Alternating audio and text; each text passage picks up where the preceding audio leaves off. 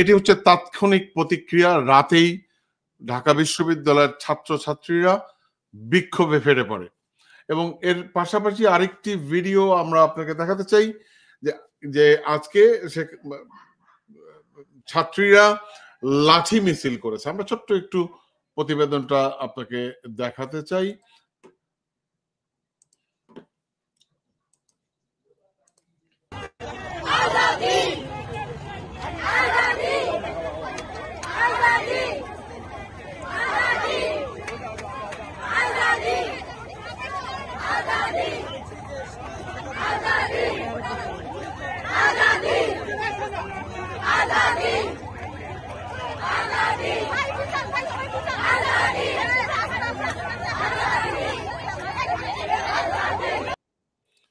সব দেখলেন, আপনার মন্তব্য জানতে চাই।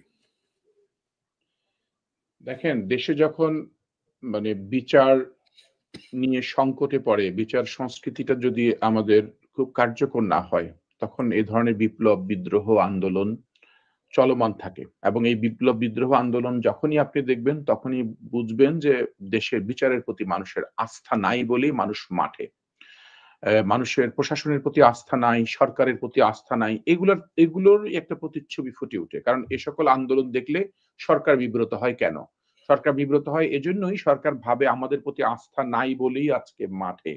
তার মানে আমরা ডক্টর ইউনূসের বক্তৃতার পরপরই আমরা যখন মাঠগুলো দেখলাম এবং দেখেন ঠিক বিশ্ব নারী দিবস পালন করছি যে সময়টা ৮ই মার্চের, সেই সময়ের মধ্যে এই যে এগুলো হচ্ছে, আপনি তো বলেছেন যে আসিয়ার আগেও যে ধর্ষণগুলো হয়েছে, সেই ধর্ষকদের বা যারা ধর্ষণ করেছে তাদের যে শাস্তিগুলো মানুষ দেখে নাই, যে কারণে এই দৃশ্যমান কোনো বিচার হয় নাই বলে আজকের এই এই আন্দোলন, এই রাত জেগে এই ছাত্রীরা ঢাকা বিশ্ববিদ্যালয়ে প্রকম্পিত করা, আজকে এই যে ফুঁসে ওঠা পুরো দেশ যে ক্ষোভে ফেপে যাওয়া, এই মাগুরার এই ধর্ষণটা কতটুকু মানুষকে আবার এখন পীড়া দিয়েছে সেটি কিন্তু মানে আপনার অন্যান্য, আপনি তো অনেক নাম বলেছেন, তনু মুনিয়া, এদের এদের এদের এদের আরো ধর্ষণ, আরো অনেক নাম আছে,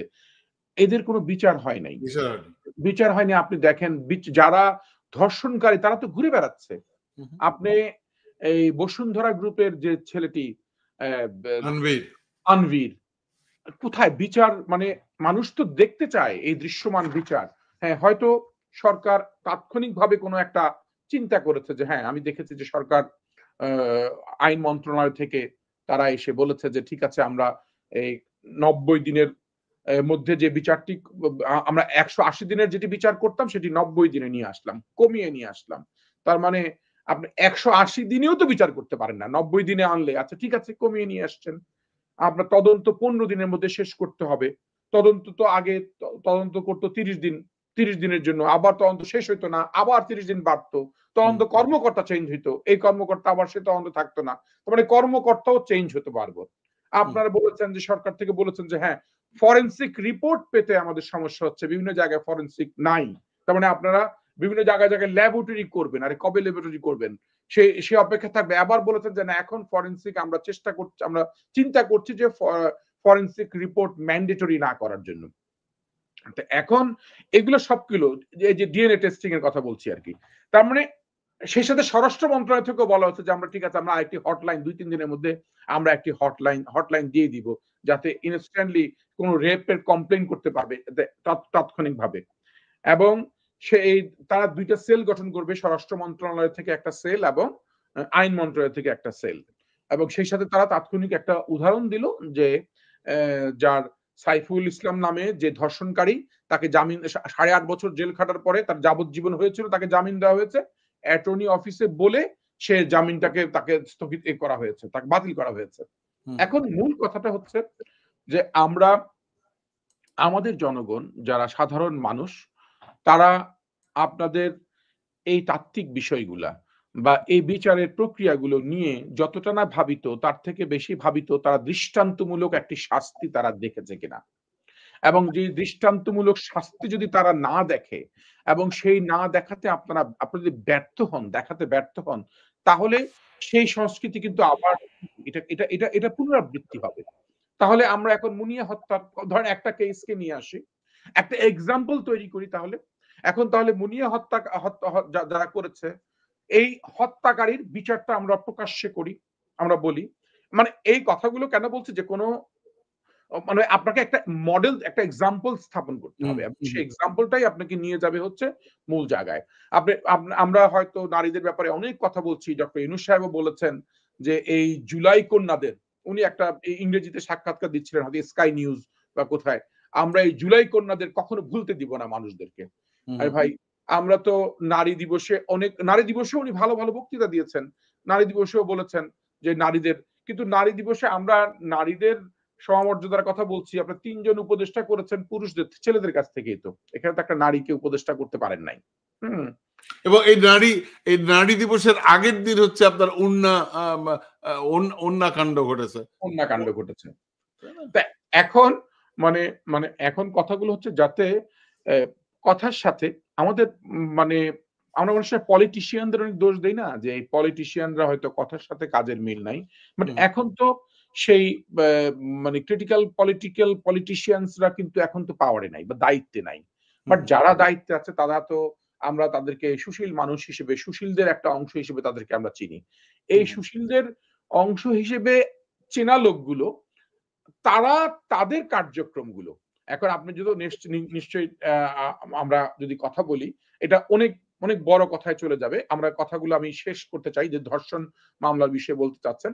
ধর্ষণের বিষয়ে আমরা আমাদের এই নারীদের প্রতি ভালোবাসা, সহানুভূতি এবং সহমর্মিতা, সেই সাথে তাদের অধিকারগুলো নিশ্চিত করার জন্য আমাদের কিন্তু সর্বক্ষেত্রেই আমাদের সেটার একটা টিউনিং করতে হবে, কাজ করতে হবে। আমরা কাজগুলো অনেকটা মুখে মুখে করি, আমরা কাজগুলো অনেকটা দিবস ভিত্তিক করি, এবং আমরা কাজগুলো একটু লোক দেখানো করি এজন্য দেখা যাচ্ছে ধরেন আমি আমার স্ত্রীকে অনেক ভালোবাসি, অনেক মর্যাদা দিচ্ছি, কিন্তু স্ত্রীর মর্যাদাটা শুধু আমার কাছেই কিন্তু না, আমার এই স্ত্রী মর্যাদা তৈরি করতে হবে আমার সামগ্রিক ভাবে সকলের কাছে, যাতে তার মর্যাদাটা শুধু আমার পাশাপাশি, কারণ সে তো নির্যাতন নিপীড়ন ঘরে না বাইরেও হতে পারে, এবং কন্যার ক্ষেত্রে তাই, মায়ের ক্ষেত্রে তাই। আমরা কিন্তু অধিকাংশই পুরুষ শাসিত সমাজ ব্যবস্থায় আমরা কিন্তু এগুলোকে একটা ছকের মধ্যে একটা গ্লাস বন্দি করে ফেলেছি, যে আমরা কতটুকু অধিকারের কথা বলবো, আমরা সম অধিকারের কথা বলবো, আমরা সবকিছু বলবো, কিন্তু আলটিমেটলি আমরা ওদের ব্যাপারে, ওদের মর্যাদার ক্ষেত্রে আমরা কোনোভাবে ওদের মর্যাদা তৈরি করার জন্য আমরা একটা নিয়ামক শক্তি হিসেবে কাজ করব। সেই নিয়ামক শক্তি হিসেবে কাজ করার প্রক্রিয়া নিয়ে আমরা কথা বলি না। এই ৮ তারিখ আসলেই আমি দেখি যে কথাগুলো একই কথা, আপনি 10 বছর আগেও কিন্তু এই নারী দিবসে যে কথাগুলো শুনেছেন এখনো একই কথা শুনবেন, কারণ কথাগুলো পরিবর্তন করতে হবে। যে আমরা আসুন এই দিবসে আমরা নারীর মর্যাদা বৃদ্ধির প্রক্রিয়া নিয়ে পুরুষরা কিভাবে নিয়ামক শক্তি হিসেবে কাজ করতে পারে সেটি নিয়ে আমরা একটি ডে লং আমরা ওয়ার্কশপ করি, মনে করেন এই ধরনের কিছু কর্মসূচি আমরা নিয়ে আসতে পারি। আমরা এই ধর্ষণগুলো বন্ধ করার জন্য শুধু হঠাৎ করে আসিফ নজরুল এসে বলে ফেললো আমরা এই কাজগুলো করছি, আমরা সবাই খুশি হলাম, যে আমরা আনন্দিত হলাম যে ওনারা স্ট্যান্ড কাজ করেছে, হ্যাঁ আসামিরা ধরা পড়েছে, এখন এই ঘটনাটি আবার যে পুনরাবৃত্তি হবে না, এই যে এতগুলো নারী আজকে রাস্তায় নামতে বাধ্য হলো কেন, তার মানে বাধ্য হলো আমাদের আইন শৃঙ্খলা পরিস্থিতি নিয়ে ভয়ের কোনো কারণ কিনা, এই আইন শৃঙ্খলা পরিস্থিতি ভয়ের কারণ বলেই আজকে ইউএস দূতাবাস থেকেও তারা কিন্তু আজকে লোকজন আসা বন্ধ, মানে যাতে বাংলাদেশে যাতে ভ্রমণ না করে সেটা নিষেধাজ্ঞা করেছে। তার মানে এগুলো আমাদের জন্য কিন্তু এগুলো অনেক খারাপ জিনিস, কিন্তু এগুলো আমাদের ভাবতে হবে যে এগুলো কেন হচ্ছে। যাই হোক, আমি এটার সাথে একটু যুক্ত করতে চাই, আপনি যেটা বললেন সেটি হচ্ছে যে এটা অনেকেই হয়তো জানে না, এখন হয়তো অলরেডি চলে এসছে। নাগরিক টেলিভিশন আমরা গতকাল রাতেই এটা প্রচার করেছি, সেটা হচ্ছে বাংলাদেশ ভ্রমণে বিশেষ সতর্কতা জারি করেছে যুক্তরাষ্ট্র। বাংলাদেশের সফরের ক্ষেত্রে নিজেদের নাগরিকদের উপর সতর্কতা জারি করেছে যুক্তরাষ্ট্রের পররাষ্ট্র দপ্তর। এটি কিন্তু খুবই সিগনিফিকেন্ট একটি ঘটনা। হ্যাঁ, সো এ ব্যাপারে যদি আপনি আপনার না এটি তো রিলেট করে, আপনি দেখেন আজকে এত একটা ধর্ষণ ঘটনা, একটা ৮ বছরের শিশু ধর্ষণ হয়েছে, আজকে কুপিয়ে মেরে ফেলা হচ্ছে, গলা কেটে ফেলা হচ্ছে, তারপরে প্রকাশ্য দিবালোকে আজকে কুপিয়ে স্বর্ণ নিয়ে যাওয়া হচ্ছে রামপুরায়, মানে ঘটনা তো ঘটছে, কিন্তু এই যে গুলশানে কি বলে গুলশানে বাড়িতে মানে মব ভায়োলেন্স করা হয়েছে, ভায়োলেন্স করা হচ্ছে। তারপরে যে ডাকাতির সংখ্যা, এই যে বললো যে বিবিসিতে যে ডাকাতির সংখ্যা 50 ভাগ উত্তীর্ণ হয়েছে। বেড়ে গেছে। আমরা তো মানে অনেককে আমি ইন্টারভিউ দেখতে শুনলাম। কয়েকদিন আগে মানে আলমগীর সাহেব, উনি মনে হয় নওগাঁর পলিটিশিয়ান, একসময় বিএনপি রাজনীতি করতো, আর পরে উনি হয়তো কোনো কারণে উনি বলছেন উনি ওনার এলাকায় যেতে ভয় পায়। উনি তার এলাকায় এখন, যে তার মতো একজন বর্ষিয়ান রাজনীতিবিদ, উনি বলতে চাচ্ছেন যে আমি তো এলাকায় যেতে ভয় পাই। অনেক লোককে আমি শুনেছি যে সে তার এলাকায় আগে বললে, ভাই ইভেন আন্দোলনের সময়ও আমার বাসায় ডাকাতির ভয় ছিল না। যখন আন্দোলন চলমান, যখন বাংলাদেশ উত্তাপ, তখনও আমি ভাবি নাই যে আমার বাসায় ডাকাতি হবে। কিন্তু আমি এখন ভাবছি আমি বাসাটা তালা লাগিয়ে যাব, আমার বাসায় ডাকাতি হয়ে যেতে পারে আমার বাসার। এই যে একটা ভয় মানুষের মধ্যে, এই ভয়ের কারণেই আপনি যে নিউজটি দেখালেন যে যুক্তরাষ্ট্রের পররাষ্ট্র দপ্তর থেকে আজকে নিষেধাজ্ঞা জারি করেছে। অর্থাৎ এটি কিন্তু অনেক মানে যুক্তরাষ্ট্র থেকে নিষেধাজ্ঞা মানে আপনি তাহলে ইউরোপিয়ান ইউনিয়ন আবার কয়েকদিন পরে বলবে একই কথা, যে আমরা ইউরোপিয়ান ইউনিয়নের পক্ষ থেকেও আমরা জানাচ্ছি, যেটা অতীতেও জানিয়েছিল ফ্যাসিস্ট সরকারের সময়ও তারা, মানে আমরা কিন্তু বিচ্ছিন্ন হয়ে যাচ্ছি কমিউনিটি থেকে, মূল জায়গা থেকে আমরা কিন্তু সরে যাচ্ছি। এখন আমরা আমাদের যেখানে মানুষ আরো বেশি ভালো চিন্তার কারণে, ভালো উন্নয়নের চিন্তা করে মানুষকে, এখন আপনি অনেকেই দেখছি আমি, মানে আমার কাছে খুব খারাপ লাগে যখন ফোনে কথা বলি, ডক্টর ইউনূস সাহেবকে গালাগালি করছে, ধরেন অনেক দর্শক, মানে উনি সাধারণ মানুষ। তা আমি বললাম যে মানে একটা মানুষকে সময় দিতে হবে, ধরেন উনার পক্ষ থেকে আমি বলছি যে সময় দিতে হবে, বা উনাকে তো বুঝে উঠতে হবে যে না আমার মানুষ কিন্তু, শুনেন, মানুষ কিন্তু সাধারণ জনগণ আপনি ইনস্ট্যান্ট এখন আমার কতটুকু ভালো মন্দ হচ্ছে সেটা বিশ্লেষণ করে, কিন্তু আপনি মানুষের দোষ দিতে পারবেন না। মানুষ এটা একটা মনস্তাত্ত্বিক ভাবে মানুষ হয়েই তৈরি হওয়া।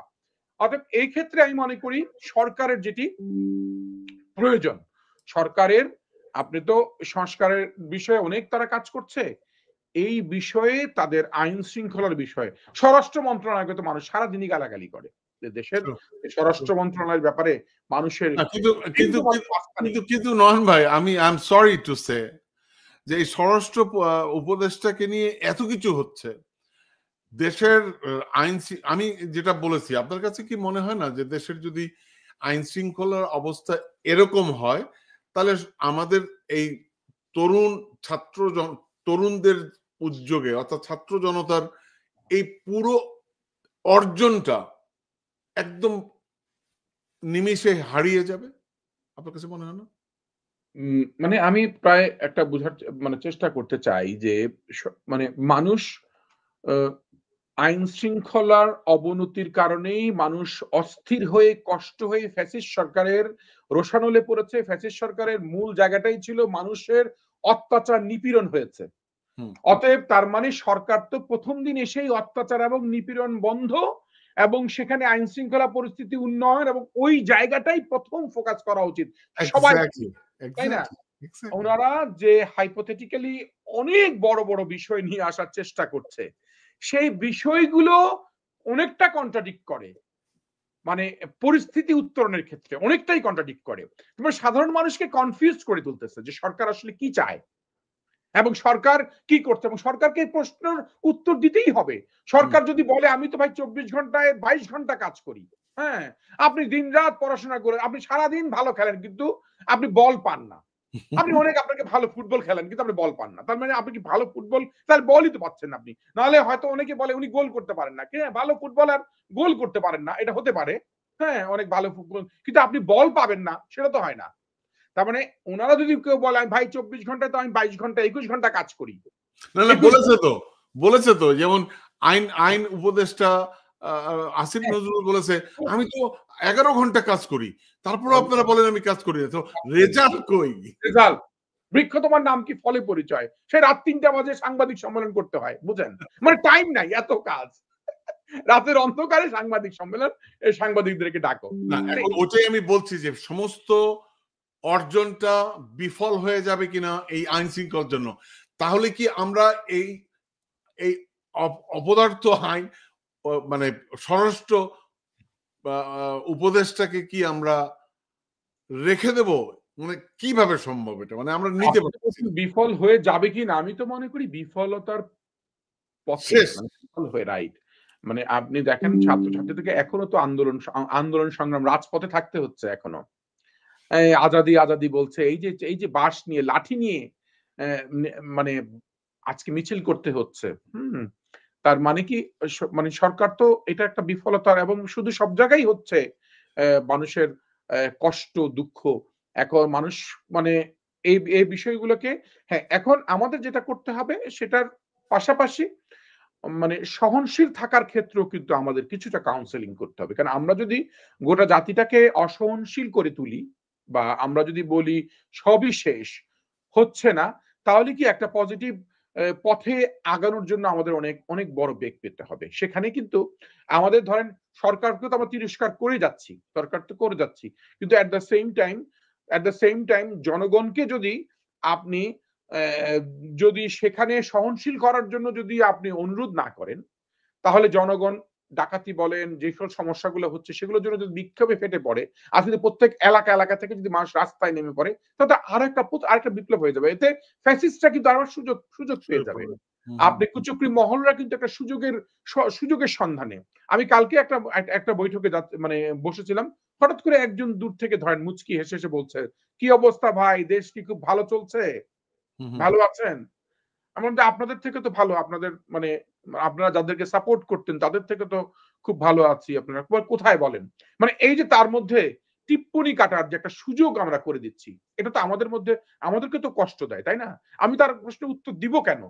তারা এত অপরাধ ১৬ ১৭ বছর নির্যাতন নিপীড়ন করার পরে তারা এই প্রশ্ন করার সুযোগ পাবে কেন দেশে হবে বিদেশে কেন? জায়গায়? কেন পাবে সুযোগ? সে সুযোগটা আমরা কেন দিব? দেব কেন? এই সুযোগ দেওয়ার জন্য তো আমরা নির্যাতন নিপীড়নের শিকার হয়েছি, আমরা কষ্ট করেছি, আমরা রাজপথে থেকেছি, এবং হাজার ছেলেমেয়েরা বলিয়ান হয়েছে, রক্ত দিয়েছে। অতএব সেখানে আমাদের কিন্তু অবশ্যই সরকারের বিরুদ্ধে মানে কি সরকারের এই সমালোচনা, গঠনমূলক সমালোচনা আমাদেরকে প্রবলভাবে করতে হবে, এবং সেই সাথে আমি মনে করি প্রাসঙ্গিকভাবেই আমরা জনগণকে একটি ঐক্যের জায়গায় নিয়ে আসতে হবে, ঐক্যমতের জায়গায় নিয়ে আসতে হবে।